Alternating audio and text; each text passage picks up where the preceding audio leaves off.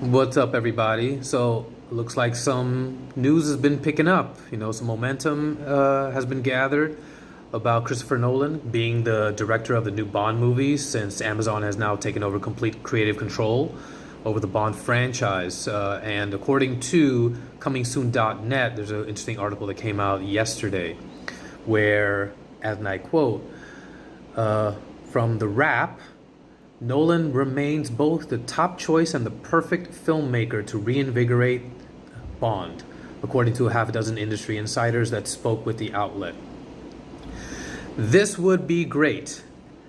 However, I just want to manage expectations a little bit, because if you just think about it for more than 2 seconds, you'll know that any project at any studio would want Nolan to direct that particular project, no matter what it is, whether it's a horror movie, whether it's an animated movie, whether it's a musical. Of course, he would be the top choice. He's probably the number one wanted director out there right now.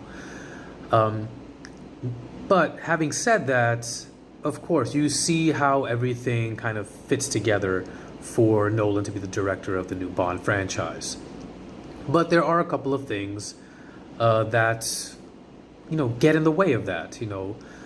Number one, they would most likely want to sign him to a multi-film deal, which he never does. He's never done.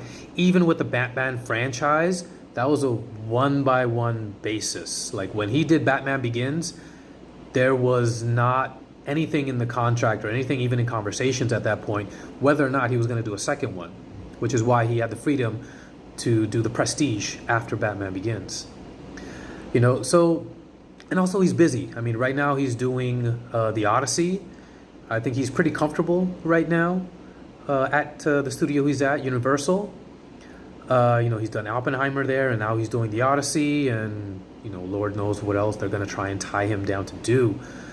But I'm not sure the way the Bond franchise has always approached directors, trying to have them do multiple movies, especially if you're going to get a Christopher Nolan. It'll be an interesting contract negotiation if it gets that far. Now, at the same time, also, again, think for a little bit longer than 2 seconds. Tenet is basically a Bond movie. Inception is basically a Bond movie.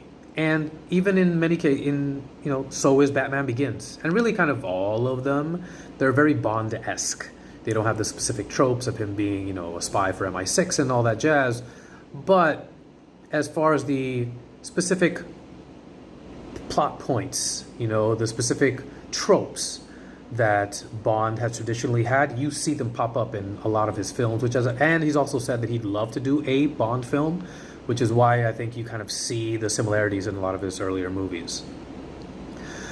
Of course, if he does sign it, I'm going to be the first one in line buying that ticket. I'm going to be super excited about it, and I'm pretty sure I'm not going to be disappointed at all. But only time will tell.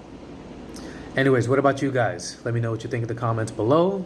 Smash that like button, give me a follow, and I'll see you guys next time.